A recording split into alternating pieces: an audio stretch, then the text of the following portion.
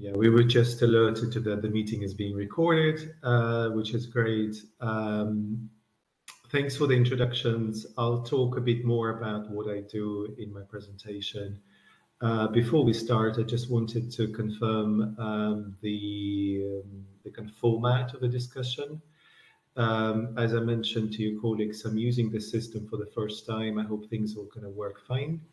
I'm more used to, Zoom and Teams and Blackboard, etc.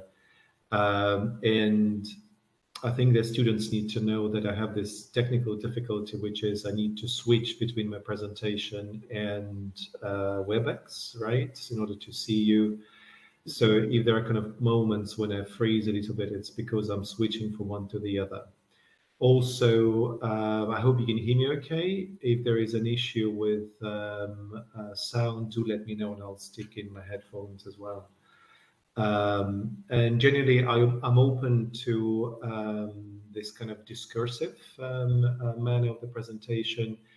And the way I kind of thought it is that, yes, there will be time at the end of the session for Q&A, but there will also be a kind of a part of the session somewhere in the middle where you can, post comments or ask me direct questions as well, or express your views. So I will let you know when this kind of happens.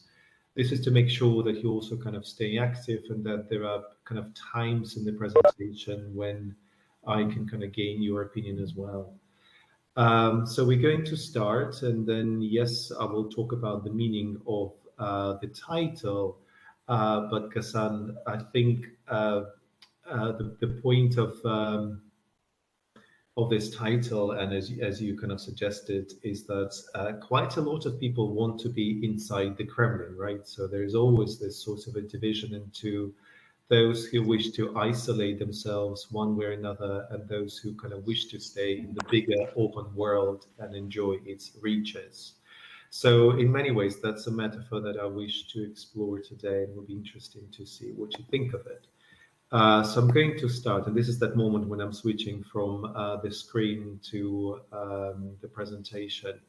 So I'd like to start, guys, by thanking you for tuning in today, but also for sending questions that your course managers forwarded them a couple of days ago. And I just wanted to kind of say that it's so amazing to see when students actually have read that stuff and engaged with it at such great length.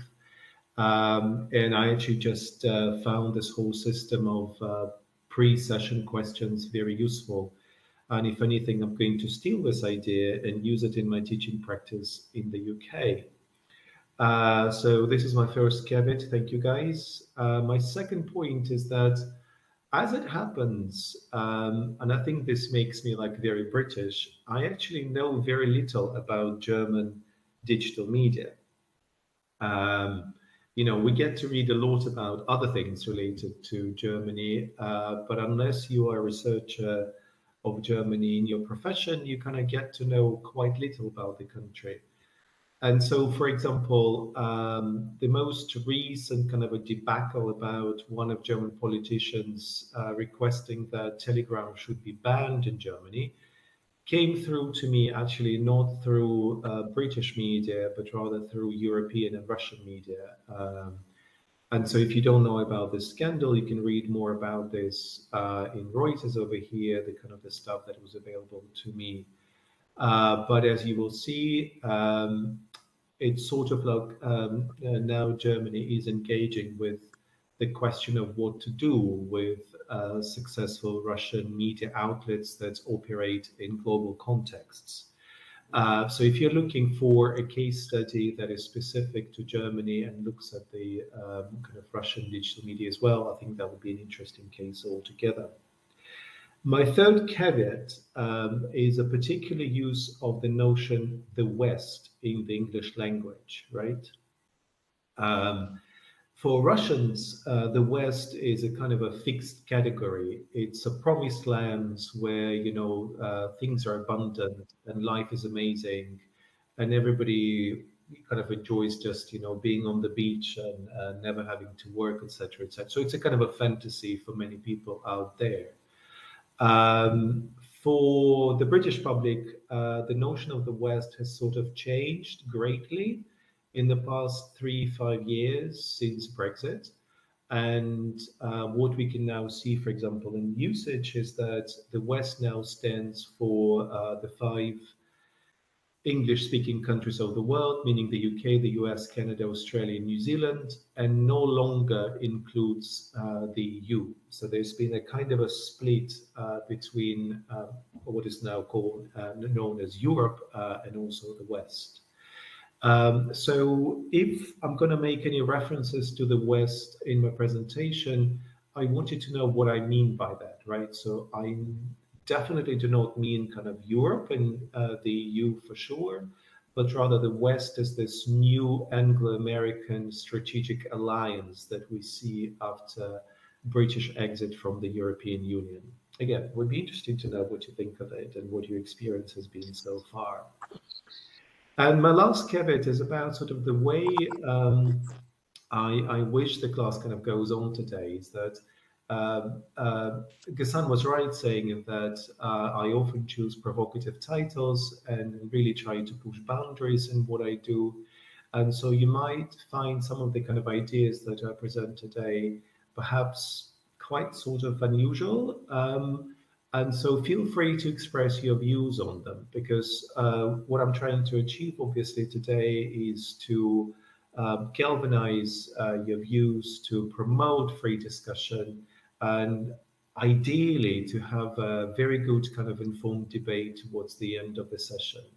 Okay, but as we do that, I hope we can all stay very considerate towards the opinion of others in sort of that also goes sort of as regards those who are absent today, but they're sort of part of our discussion, and that is all those users of Russian digital media in the Russian Federation. So those are my caveats. The next thing I'd like to do is to describe to you my kind of current intellectual context, right? So naturally, as I was getting ready for this class, I thought of kind of multiple ways of thinking about it and what I wish to say to you. And so I thought that I should kind of go into complete disclosure and let you know sort of what my mind has been occupied with recently, so that you know sort of that background. And so what I started doing over Christmas is watching a lot of television, as you do. I watch it for work, but also for pleasure. And it's sometimes a very good kind of situation when you find something that you watch for work, but it's also kind of fun to watch. And one of those examples was a US television drama called Succession. Has anyone seen it? Can you give me some kind of a response, please? Anyone? Does anyone know that? Not at all. Okay. Well, it doesn't matter. Maybe you will kind of watch it in your spare time. Maybe I will kind of get you excited about it. It was produced in 2018 and still goes on. There are 4 seasons. It was produced by HBO. So again, we can kind of look into the ownership of this media company and sort of again see whose interests it represents and so on. But anyways, the point of this television drama is that it talks about a rich family, a family of a media tycoon who made his fortune. He's a billionaire, multi-billionaire, who made his fortune through acquisition of different media companies in the 1980s and the 1990s. The action takes place in the kind of present day, sort of around the time of presidential elections of 2016. In other words, there is a clear reference to the context in the US history, recent US history, when there was the so-called Russian influence. I'm sure you heard about that, right? And that was the influence of Russian media companies, including RT, on the outcome of US elections. And so that was kind of ongoing debacle in US political history. The character of Logan, the sort of the father of this media conglomerate, is based on Rupert Murdoch, Does anyone know who Robert Murdoch is? Again, I want to kind of see what you say, guys. Yeah? Who is a kind of a multinational, right? Australian, British, American citizen, whatever, etc.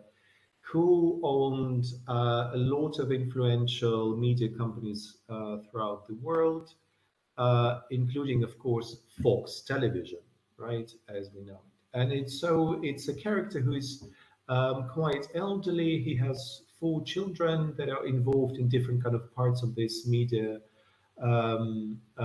company, one responsible for politics, another one for entertainment, and so on. And so it's about transition of power. This is what this television series is about. It's about transition of power between the father and the children, but also between one US president and the falling US president, and how this family gets involved in politics and how hilarious the whole situation becomes. And of course, all characters are very strong and colorful personalities, so it's incredibly funny to watch as well. This television series is also about a different form of succession, and that is a kind of a succession from what we can call 20th century media to the 21st century media, where it's a change from what in literature has been described as traditional or analog media, and obviously kind of contemporary or digital media. And the way this succession, this transition is framed in the television series is through the conflict between generations, between the father of this family and this media company and his children, right? And sort of the family discussions, the family conflicts are indeed about different understandings of media systems of the 20th century and the 21st century. Okay, so this is what I was watching, and I was kind of encourage you to kind of see it again. It's a lot of fun, this television series. But when I was watching it, I kind of started thinking about certain things that this program reminded me of as some really important developments. And it also led me to kind of think of research questions that I wish to explore today and possibly in my future work as well. My first question was about, or kind of a reminder rather, was about the role of private capital in the US media and digital economies, right? And so reminders are put here on the presentation in black font, and then my questions, ironic questions, are in blue. So the kind of reference that I have here is a question that I want to ask, not in relation to the US, but in relation to the Russian Federation. Is private capital a good thing for Russian digital media, or is that actually a bad thing? Okay. Especially for a country that 50 years ago did not have any private property whatsoever. There was no private ownership of anything, including media. And one of the kind of steps articulated in terms of democratization of post-Soviet Russia was the introduction of private capital. So the question that I wish to ask here is, how successful has that process been, and what is the kind of role of capital here more generally? And if I kind of want to bring it closer home, the question that I would ask myself, but you as well, is, are you happy with completely unregulated media and internet? Would you be happy with entirely unregulated media and internet, where people can say and do everything they wish to do, right? The second reminder to myself that I had when I was watching this television series, there was a very clear turning point in the US and global digital media regulation. It is known as the US Patriot Act, and I will talk about this in detail a bit later. But what I wish to ask here is to be sure what exactly we are discussing. So when we talk about Russian digital media, are we really talking about practices of those media, or are we talking about the regulation of those practices? Okay. And I don't know what Ghassan would say, and obviously he's the person that I know best of all in your group out there. But when we read research on Russian media and Russian digital media, in my view, what we come across are papers on the regulation of those digital practices, not the digital practices themselves. I would say that in the field of Russian studies, we actually know very little about what's going on out there and what people do and how they're using the resources. But we know a huge amount of information about the regulation process, right? And this is what I also meant by this title, The Kremlin, right? The kind of over focus on the regulation and little attention being paid to actual digital practices. Another reminder that I had to myself when I was watching that is this striking absence of the figure of Vladimir Putin, or in fact of Russia, in this television series.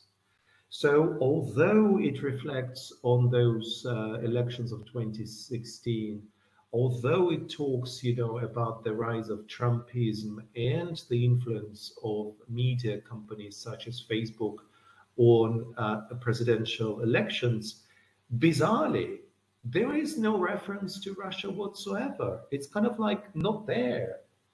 And it really made me think about what's going on there as well. And, I came to think that perhaps we're looking at another case of American kind of self love and self obsession.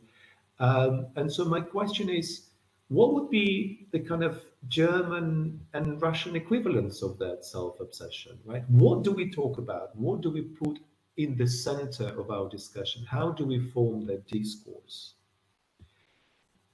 And the last reminder that I had to myself is that I would really like to see a television series that tells me about the rise of Russian media tycoons, such as Berezovsky or other ones, right? What happened to them? I'm sure there are lots of stories to tell, but interestingly, we don't have any. There is none to watch, neither made in Russia or anywhere else. That's why I thought I'd like to make one, of course, but that's not going to happen. But again, I wanted just to kind of pinpoint over here that we have a very big gap in terms of research and in terms of popular reflection on the rise of digital media practices in the 21st century. So that was my kind of context and what I was thinking about. And so now moving on into some specifics over here. So again, can you please let me know if you are familiar with as known as the US Patriot Act? Does anyone know what this is? I see one student saying yes, another one is saying no. How about other ones? Yes, no. What is the US Patriot Act? Do we know that? Sounds more like yes than no. So let me explain what that is. So, as you know, in September 2001, there were terrorist attacks on US soil when skyscrapers and other buildings in the US came down. And so soon after that, the current President George W. Bush started a war on terrorism, as we kind of eventually learned what it was called, leading all the way, to the events of last autumn when US and allied forces were pulled out of Afghanistan. So it was kind of one historical period that we are looking at. As part of that process, George Bush introduced the US Patriot Act. You can see the definition or the description of it here on the slide. I took it from Encyclopedia Britannica, and an online encyclopedia for you. So basically, it was the law that significantly expanded the search and surveillance powers of federal law enforcement and intelligence agencies in the US. It made numerous changes to existing statutes relating to the privacy of telephone and electronic communications, the operation of the foreign telephone and electronic communications, etc., etc., etc.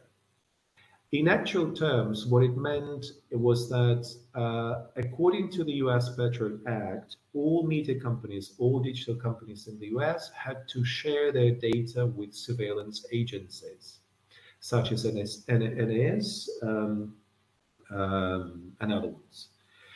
which eventually kind of, led to all of those hackers and whistleblowers that we kind of read about in the early noughties.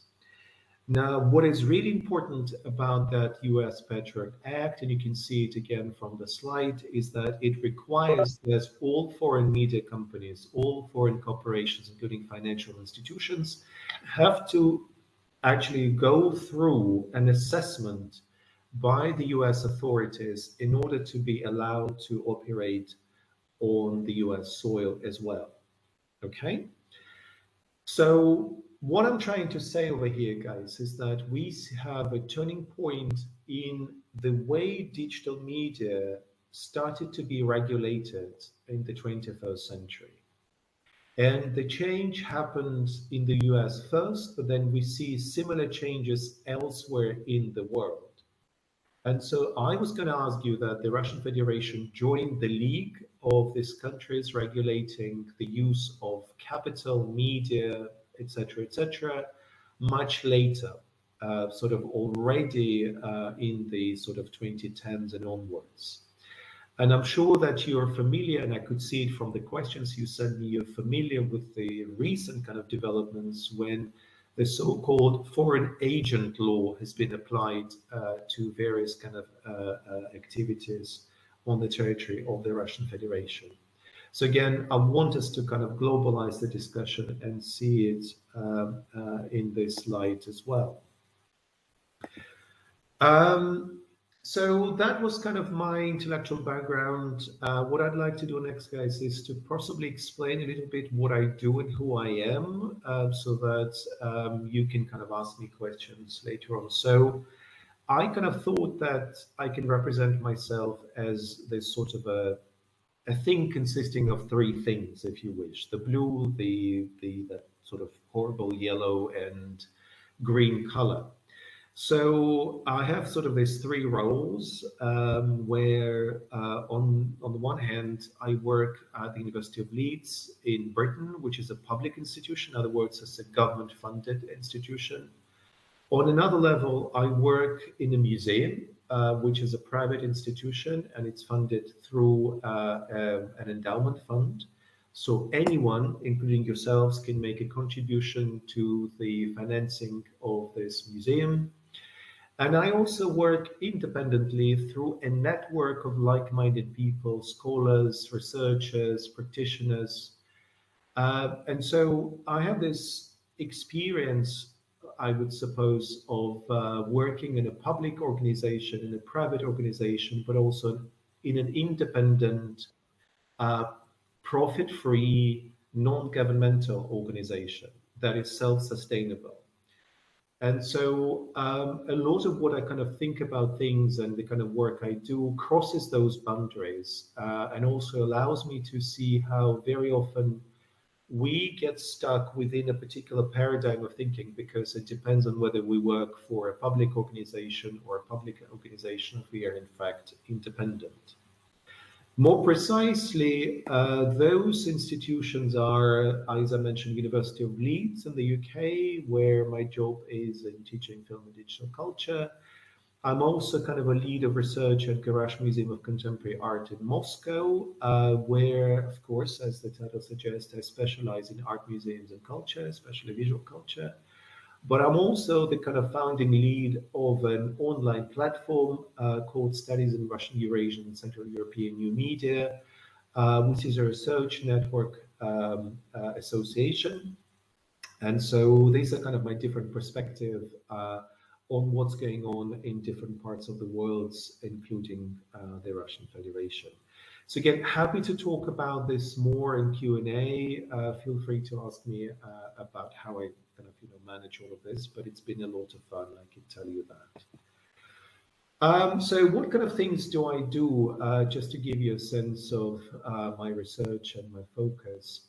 Just recently, we published a new issue in the journal, Studies in Russian, Eurasian, Central European New Media, that looks at digital bodies. It was published, the work was done by guest editors, and there were quite a lot of materials, interestingly, written by scholars who were concerned with the way, for example, LGBTQI are perceived in Poland, where some territories in Poland um, sort of gained themselves a status of LGBT-free territories. But we also looked at the context of the Russian Federation, and there is a wonderful paper analyzing Russian coming out videos on YouTube as well. So this is an example of the work that I do through this research network, which is independent. When it comes to the museum work, the work for Garage, just before Christmas, we published a reader. You can see an image over here, the Garage Journal reader, which was on the theme of inclusion and diversity in the Russian context. And of course, we're looking at the museum and institutions as a kind of a place where those debates are being carried out, but there are multiple examples of various practices and malpractices when it comes to inclusion and diversity in the Russian context. So if something of interest to yourself, you can follow the link then later and see this publication. So I'm moving on now, and I hope that we are doing okay, right? So if you want me to slow down, let me know again in the chat, and I'll do that. So what is it that I'm trying to do today, right? And why is it that I ask you to read what I ask you to read? So these are my slides with aims and objectives over here. So the first point that I wish to do, and I will give you, various case studies today, is I want us to think about the Russian case in all of its complexity, to really think outside the box, as the English expression goes. In other words, to think outside the Kremlin, right? To think about it in the global context. But also, and here I want to kind of come back to the questions that you sent me, I believe the Russian case is a very useful, incredibly effective way to think about the global concerns, to think about what's going on in Germany, or in fact in Nigeria or Argentina, you name it, anywhere else in the world. We can learn so much from the world just by looking at the Russian case. More specifically, and you will see it through my selection of case studies, what I wish to do in my work is to look at what remains invisible, to think about the limitations of our own knowledge about the Russian Federation and, in fact, Russian digital media. And more generally, I wish to adopt a more inclusive, global perspective on those things, not to be obsessed with this Russia versus the West paradigm that we see so often coming up again and again. So the next slide is, again, very ironic. I hope you appreciate the irony of this. The Kremlin, damn, not again. I have to talk about this, although I don't want to talk about it, but I kind of feel like I have to talk about it to explain why I don't want to talk about it. So I really feel like I'm a character from this Succession television series. So let me kind of do this over here, and I'm going to be as direct and as possible, right? And I hope I'm going to touch the right vibe out there, and you can actually kind of feel where I stand with this and why I find the whole Kremlin obsession so upsetting. Generally, the approach of thinking about the Kremlin and what they do out there is a very colonial and very anti-democratic approach, which is characterized by a top-down reading of the situation, where basically we imagine that, Putin looked left and everybody in the country looked left, and then Putin looked down and everybody looked down, right? Maybe that's exactly what's going on there, but I find that this line of thinking is very discriminating towards all of those 141 million people living in that country, right? That I believe have their freedom and the right and the ability to look where they want. It's also a very bad approach because it relies on a very outdated system of thinking of that we live in the world of one-to-many communication, right? It's a kind of a system of signals that are coming from one center and going to different peripheries.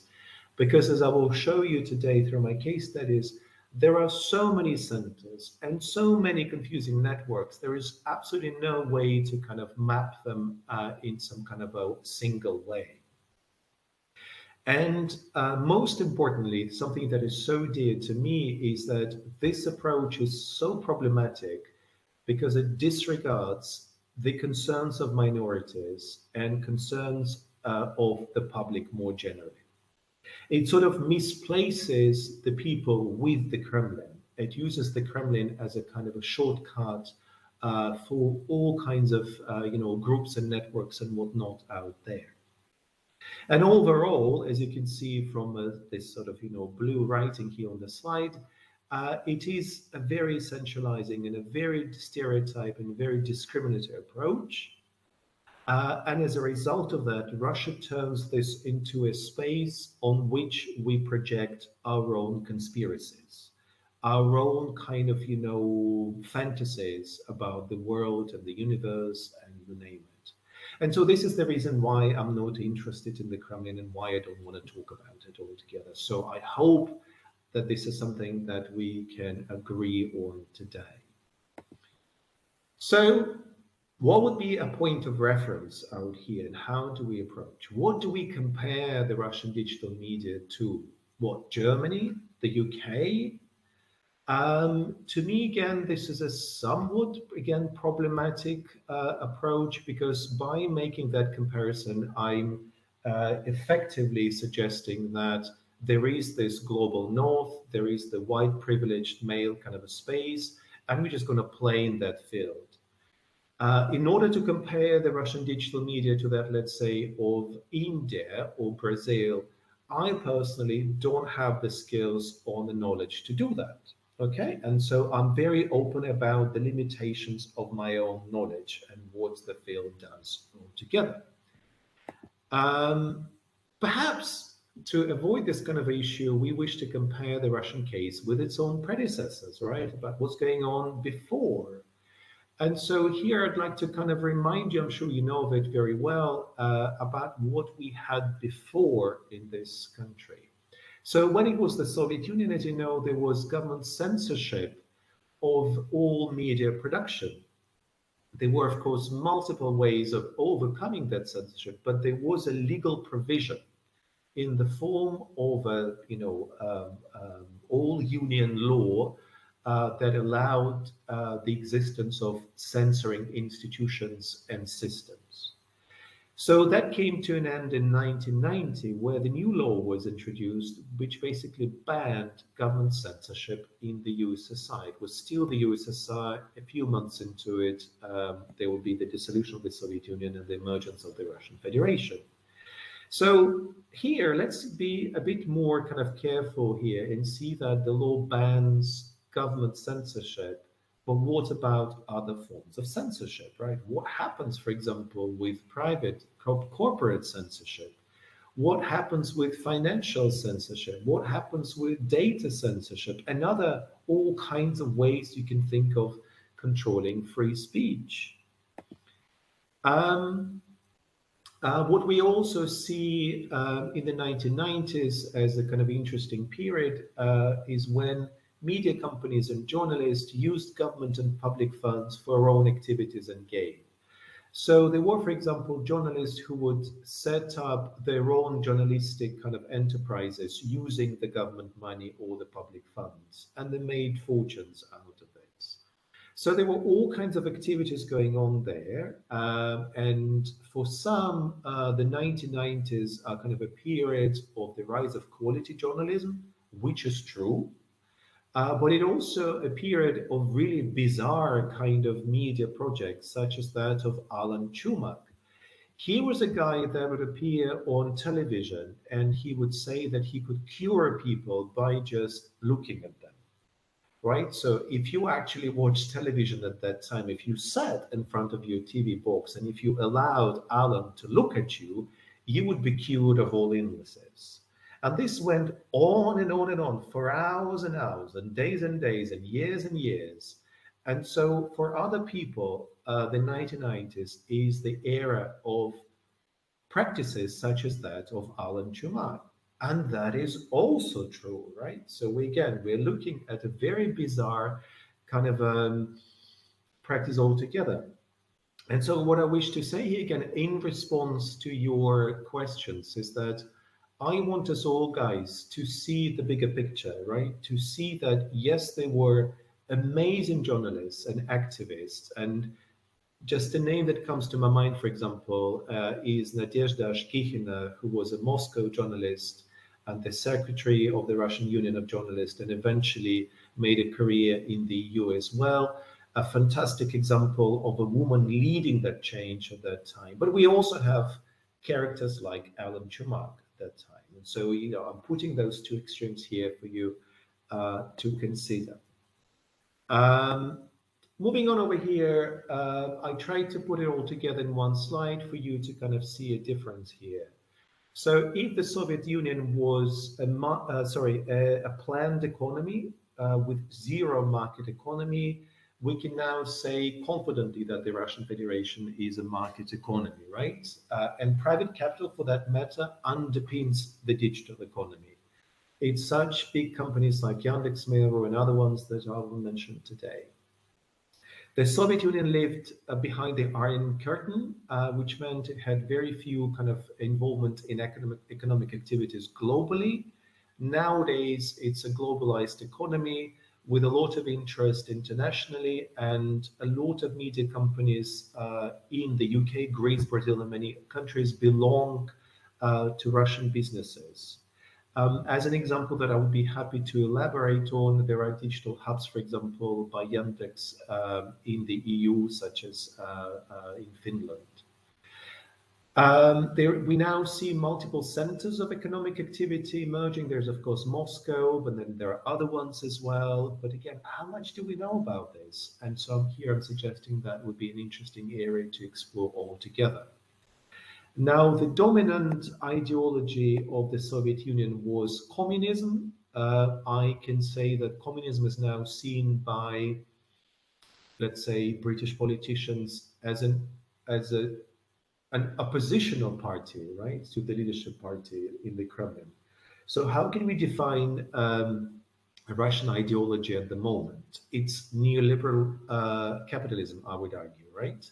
Which is based in many ways on, profit making, consumption, commodification of everything, exploitation of resources, natural human resources, and kind of acceptance of social inequalities per se. Okay, so it all kind of came into making over a long period of time, but I think sort of we're looking at the past 20 years as the period where we can comfortably say that this is sort of the situation we're looking at. I'm sure you will hear a lot of those buzzwords, again, are very familiar to yourselves out there. Moving on now. And guys, this is the moment in today's session when I'm happy to get questions in the chat and also kind of direct comments as well if you wish to turn your mics on and engage in the discussion. So I have a series of slides where I want to kind of address the Russian case, but also see the potential for a global discussion over here. So with all of those changes, the USSR coming to an end, the Russian Federation emerging as a new country, market economy, neoliberal capitalism. Has this made Russia a more democratic country? This is an open-ended question. And how can we talk about, the situation more generally? In order to answer this question, I thought I would use a title of an actual advertising campaign that was in place in London at the start of the century. It was called "Anyone Can Be a Teacher," right? So it was an appeal to the British public to become teachers, to join, teaching institutions such as schools and whatnot. And in the beginning, kind of when you think of it, it actually kind of sounds great. Everyone can be a teacher. I want to be a teacher. I am a teacher. I want everyone to kind of join my team over here. But then you get to a point when you start thinking, can really everyone be a teacher? Do we want everyone to be a teacher? And what does it take to be a teacher, right? So what I'm really kind of using here as a metaphor is the idea that what we see in the 21st century is the proliferation in Russia of self-styled journalists and gurus. Some of them are in the Kremlin, but a lot of them, millions and millions of them, are outside the Kremlin walls, and they actually kind of operate freely using different kind of media outlets, but very often all very well-known networks such as, Instagram, Facebook, and whatnot. Um, does anyone tell them what to do? I'm really doubtful about that. They just do what they want to do, and this is sort of the situation where we are in. Moving on to my kind of next point. Again, this is something that you kind of mentioned the question. Misinformation, right? Which is very often attributed to Russia as a country. I can just see my mother, who is 80 years old, typing on the computer misinformation for the consumption by someone else out there. This is the image that I have. So what is this? And in particular, how new is this concern? I'm sorry, but I'm going to disappoint you and say that this has been on our minds forever. Plato, in ancient Greece, wrote about, misinformation and ignorance as a philosophical argument. It is known in philosophy as the so-called regress theory, right? So again, please have a look at that and see whether that would be kind of useful for you in any ways. And I also found for you a publication which you can access. It's in open access. It was published in 1950. Think of it, 1950. So 70 years ago, which talks about misinformation and the way it can be used to achieve capital. So where I wish to kind of perhaps address this here is that ignorance can be a form of exploitation of human resources. And I actually kind of leaped through this myself because I remember Margaret Thatcher very well, that wonderful woman from Yorkshire, and the way she kind of tackled, miners' strikes and did all kinds of other things out there. So it was in her political thinking in the 1980s when she talked about it being okay for people to remain ignorant of certain concerns. Okay, so if for a lot of people Margaret Thatcher is the kind of founding father of neoliberal capitalism, again, I want us to think about what we mean by it and how it can be exploited by different parties. Are we doing okay? Any questions so far or any comments? Oh, there is a comment from Nicole. So great to see it. Hold on a second. Let me see how I can Yes, jump in. hi. I already posted it in the chat. I was just Do you want to read it out, please? Yeah. Or Yes. just say what you think. Yes, about the misinformation as a concern that has been there for quite a long time, obviously. I was wondering if you think that the level kind of stayed the same. For example, comparing it to adults about the bad habit of the young people, right? Maybe that you would suggest that the level changed in some way, that, for example, by now misinformation got maybe more dangerous for people because, I don't know, then they do not get vaccinated or they do things or consume things they shouldn't consume, and that it got more dangerous in any way. What about people in the 19th century? When they didn't know what to consume, they consumed what was out there, right? So I think in response to your question, whether there is more or less of misinformation, I really don't know. I honestly don't know whether people have become more stupid or less, right? Whether we have had the same level of stupidity out there throughout centuries.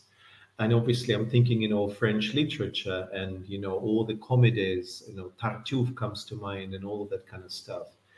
So what I would say is that as a teacher, as a researcher, I care a lot about this concern about misinformation because what I see in it is, thank God, there are still people out there who care about educating and informing and bringing public, to what is science and what is knowledge, okay?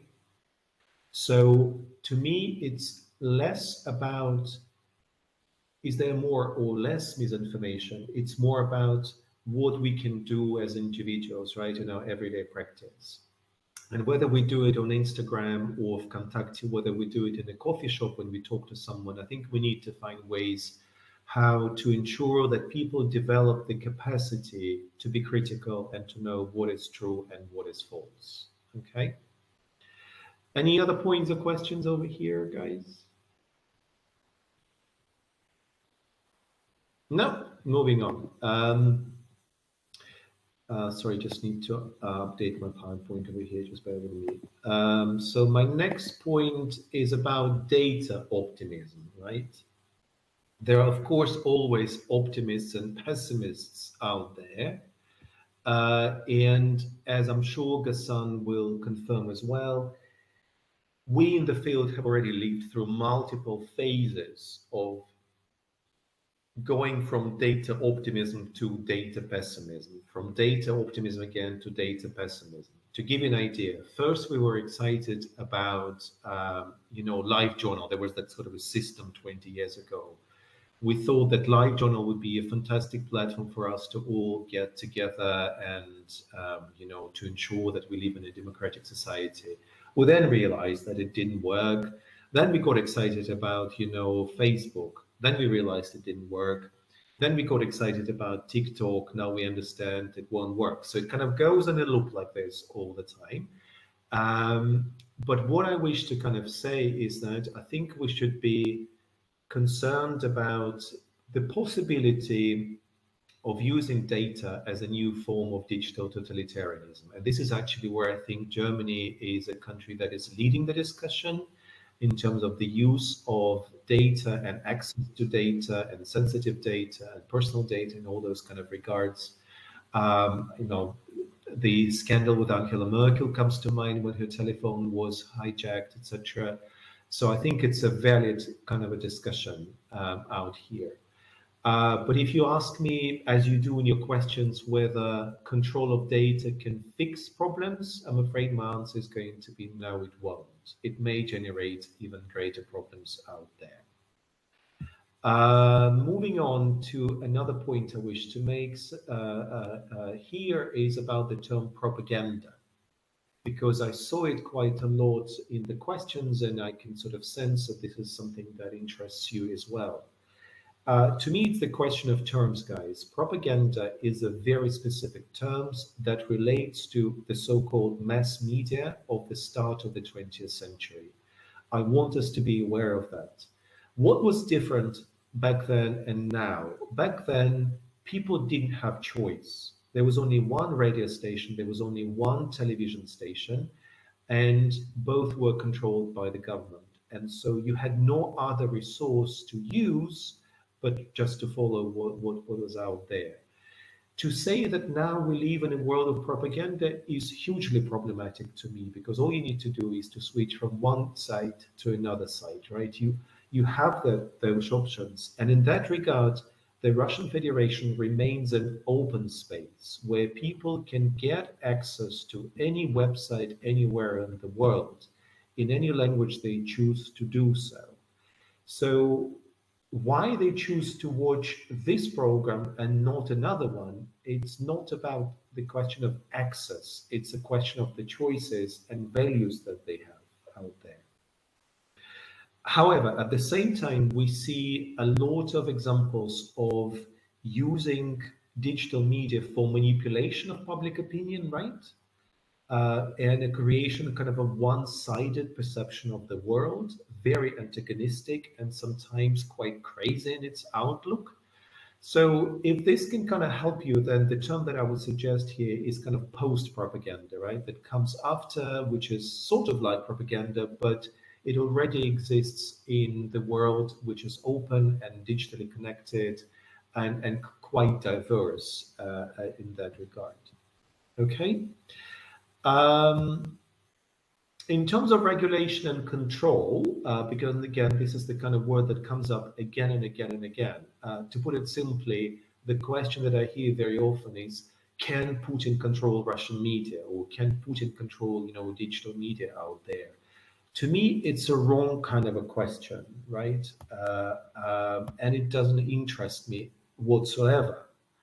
What interests me if the government, in this case the Russian government, is capable of protecting journalists.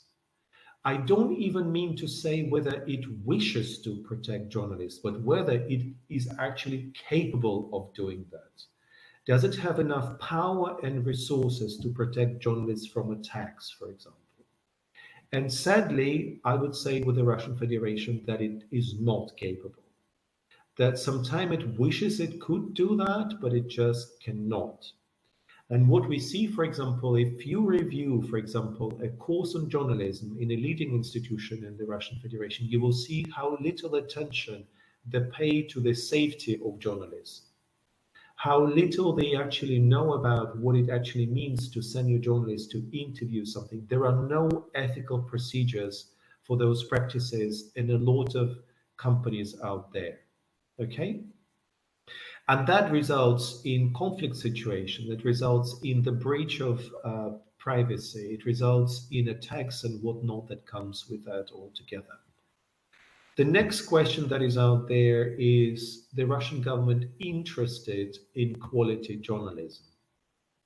And I would say yes, it is. But it is equally interested in kind of promoting that sort of ignorance that I mentioned before. So it is constantly playing the field to its advantage. But I definitely do not see, for example, things like cutting funding for journalism departments, right? Again, there are many universities that teach journalism, and students get that education for free. Something that is unthinkable, for example, in the United Kingdom, where you have to pay 10,000 euros to study journalism in a university, right? Thinking about access. So it's a kind of a yes and no question altogether. And my last question here would be, doesn't the government support education in media literacy? What I mean by that, if we look at schools in the Russian Federation, and if we, for example, see whether schools teach what it means to use the internet safely, whether schools teach whether how to use the internet to gain true information or how to identify fakes on the internet, we will find out that there is no training whatsoever, zero. So those kids out there learn about the internet either through their parents or through practice or through their kind of kids communities, basically from the kids on the block. And in that sense, the Russian Federation is more similar to the United States than, let's say, to any country within the EU.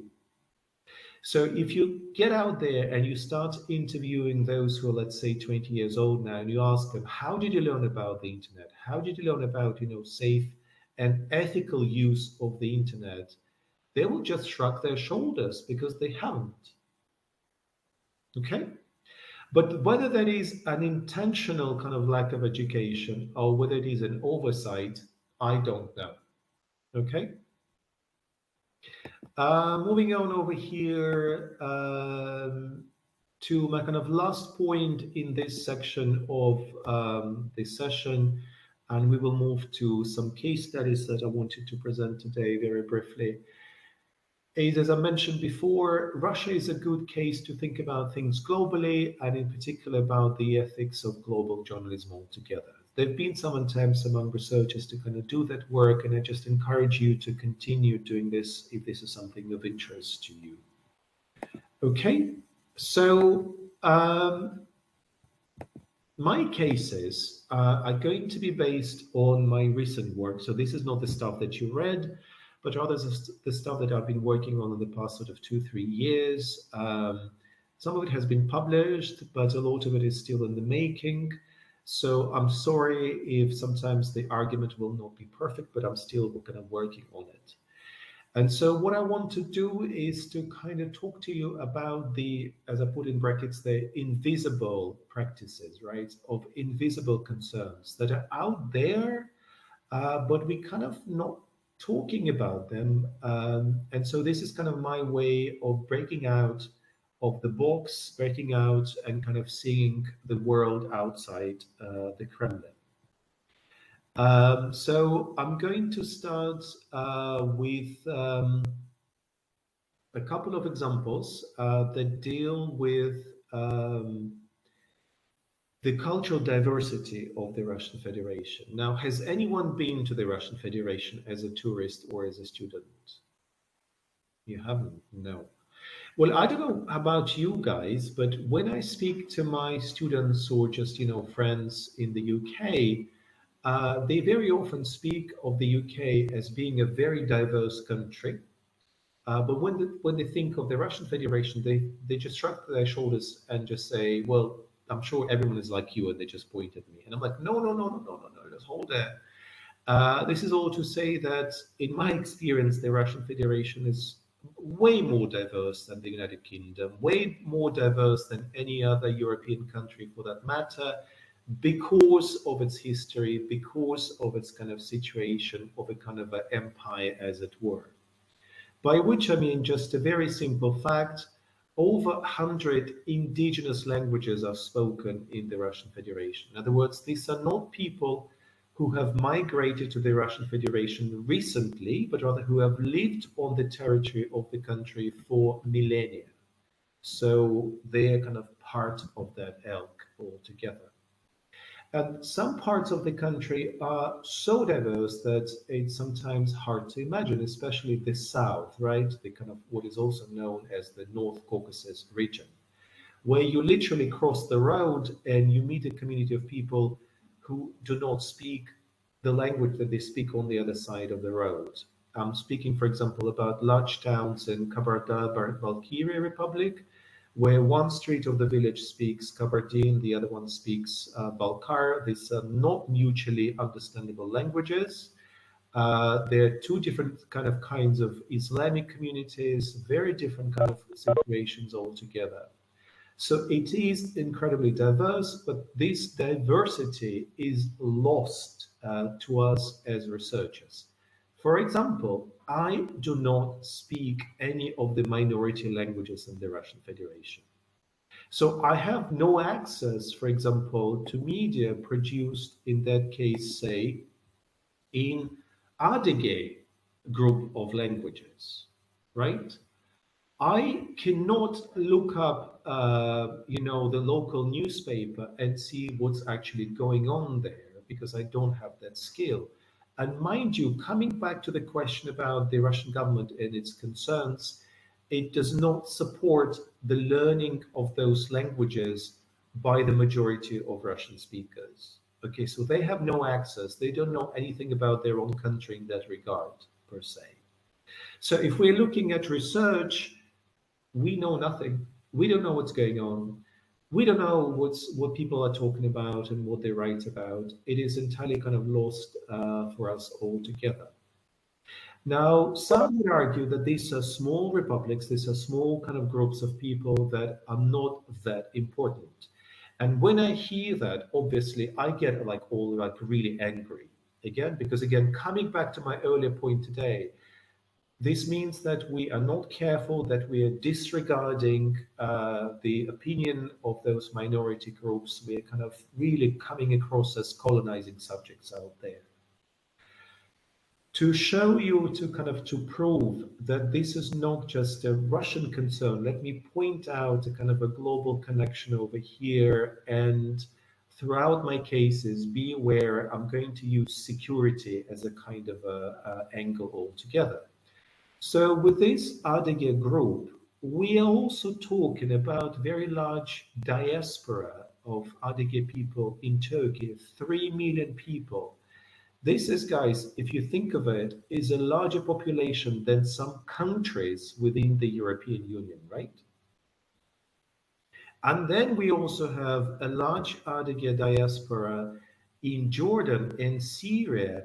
And if you look at the map, you start seeing that we're already looking at the Middle East. We're looking at families that are connected to the war, that is going out there. To them, it's not something that happens on television.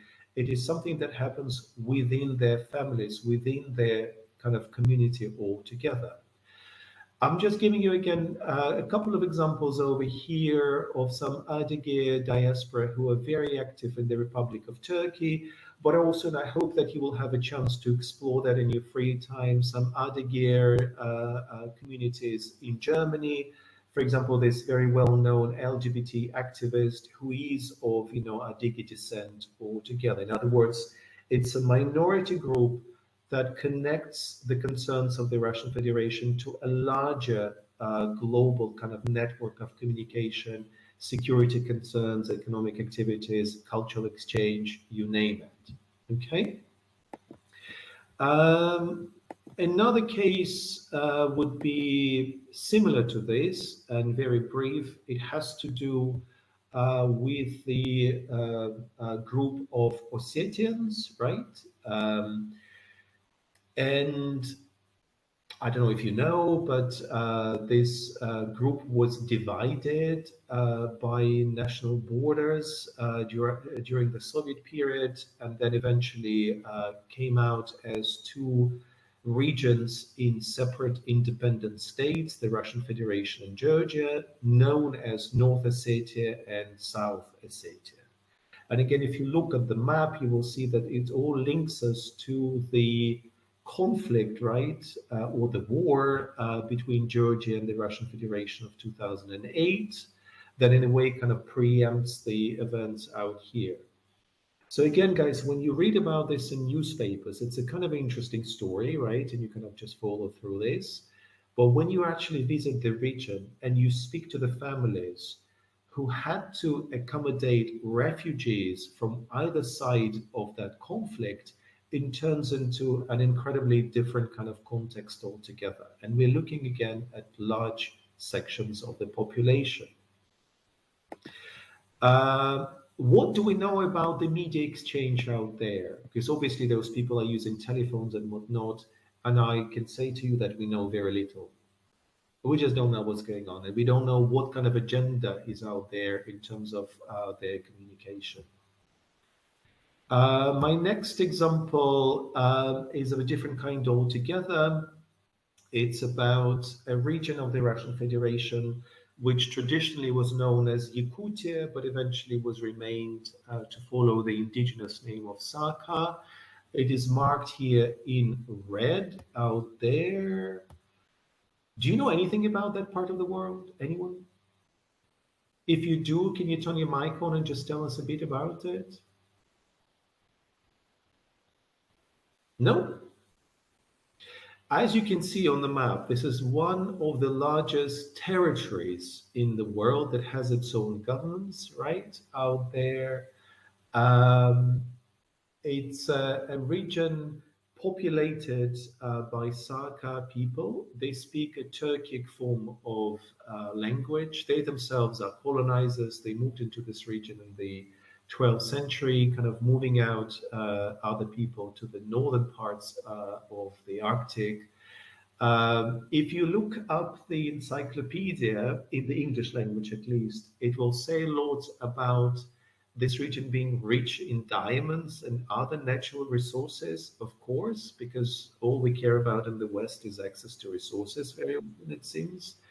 But anyways, the point being is that this region has become incredibly well known recently thanks to its successful filmmaking industry. So there were all those people making movies there 20 years ago, and now it's become a very important kind of a film region for the world.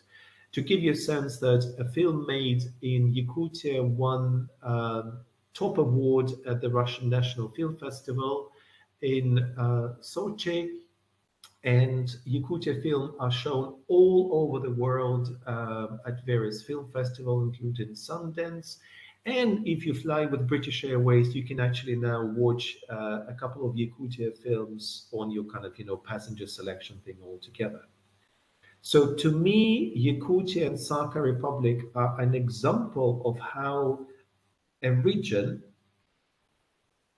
can galvanize these global connections outside of not only the Kremlin, but actually Moscow and kind of, European part of Russia altogether.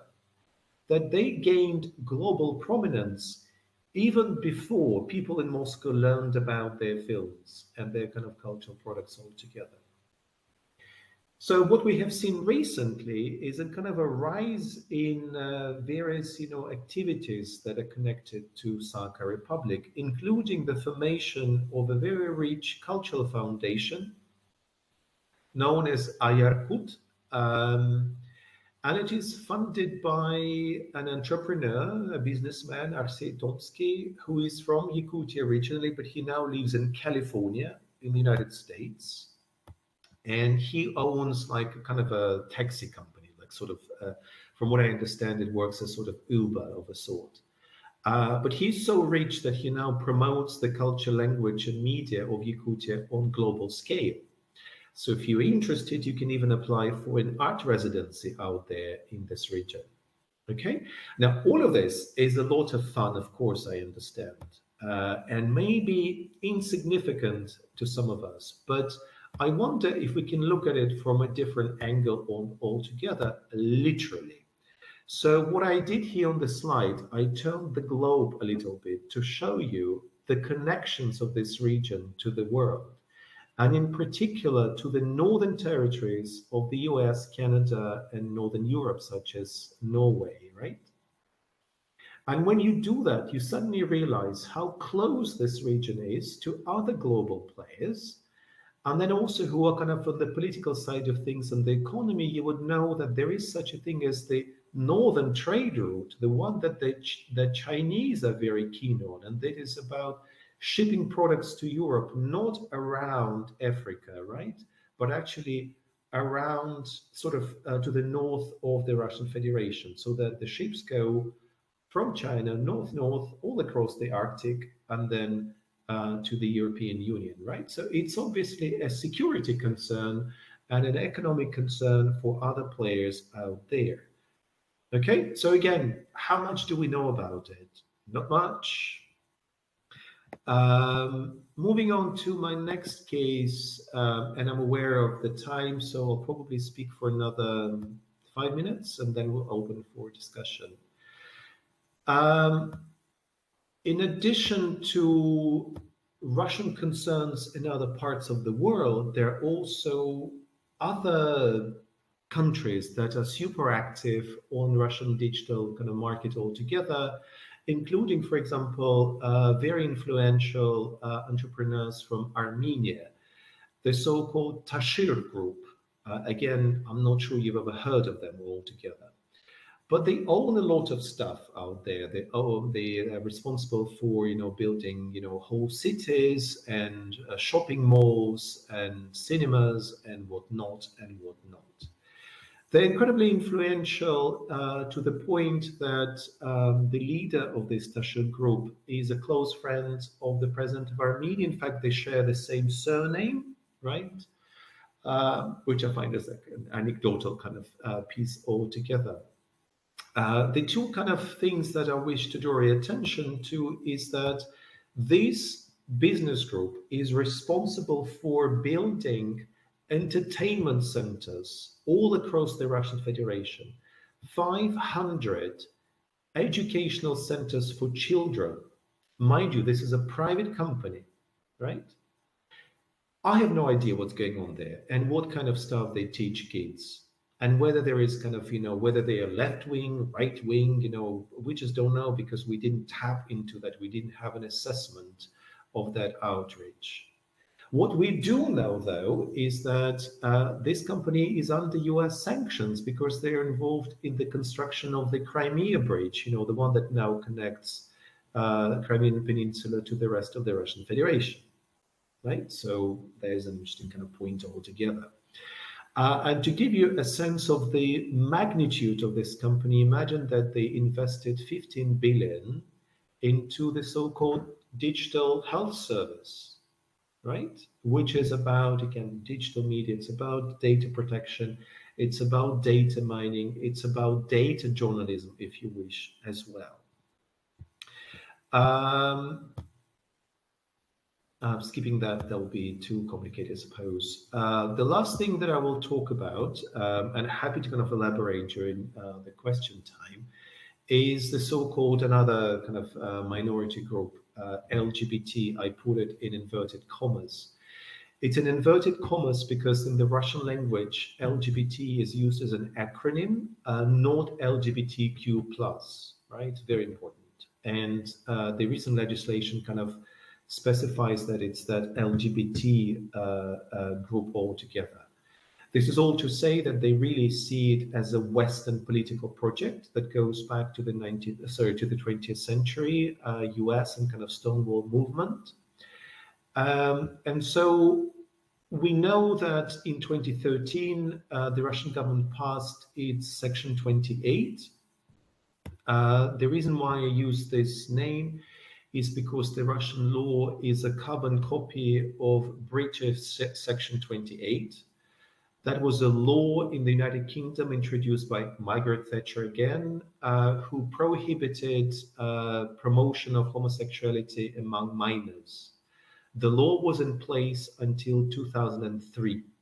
Okay, so it's the same law that is out there in the Russian Federation. So if you speak about LGBT to adults, you are fine. If you speak about LGBT to children, you are not fine. You will get up into big problems out there. So the law was introduced in 2013. So the question is, what's happened so far about it? And so this bit is actually based on research carried out by my colleague, Olga Andrievsky, so I just wish to acknowledge it out here. So what we've seen in this process is a very interesting kind of phenomenon, and that is absolutely all of Russian media have written about LGBT, they have written about this social group altogether, one way or another. So the first outcome of this legislation is this incredible interest of the Russian public in the issues of LGBT. And Olga actually has claimed that it was the first opportunity for a lot of people to learn for real who those people are and sort of what they do and so on and what role they play in the society. What we have seen then is a kind of a normalization of terminology. You read about Medusa. This is kind of like very liberally minded newspaper, sorry, media outlet, not a newspaper, media outlet. So even they, for example, switched only recently from using the term homosexualist to the term homosexual. Now, for some, it's just a minor change in the language. For others, it's a huge change because it shows that homosexuality is no longer seen as a lifestyle and a choice, but rather as an actual thing altogether, right? As an identity. So even most liberally minded, liberally Western oriented and Western kind of supported media outlets made this change, started paying attention to the concern only after the introduction of Section 28. And what we have generally seen with Olga is a kind of a naturalization of the process, meaning that we see how we kind of separating LGBT from the Russian history of queerness altogether. Ghassan, I saw your comment, right? So I'm just going to give here a couple of examples and I will finish. So what has happened in terms of media? We have seen multiple interests involved in kind of telling the stories about queerness in the Russian context. For example, Karen Shainyan is a very well-known journalist who set up a whole kind of encyclopedia of queerness in the Russian context. So here he interviews, on the, as you can see on the slide, a very prominent figure, a theater director. And I'll just use one example here. We also see the rise of queer celebrities such as Alexander Gudkov, who appears in musical videos, who appears on prime television, including state funding television networks, who runs his own programs on television, who is also very active as an entrepreneur as well. At the same time, we are all familiar with the gay Holocaust in Chechnya that took place in 2017, 2018, when homosexual men were executed or expelled from the republic. And so this is all to say, like I was doing this in the beginning, that there are things within the Kremlin walls, there are things outside the Kremlin walls. Lots of things are happening, and we need a lot of attention to what's going on to get a nuanced picture. And I wish to finish with this image that I planned for today, and that's over here. This is a photograph by a Russian artist that has been kind of presented on multiple markets and museums. So I'm done. I'm just going to turn the lights on because I realize it's become very dark over here. Just bear with me.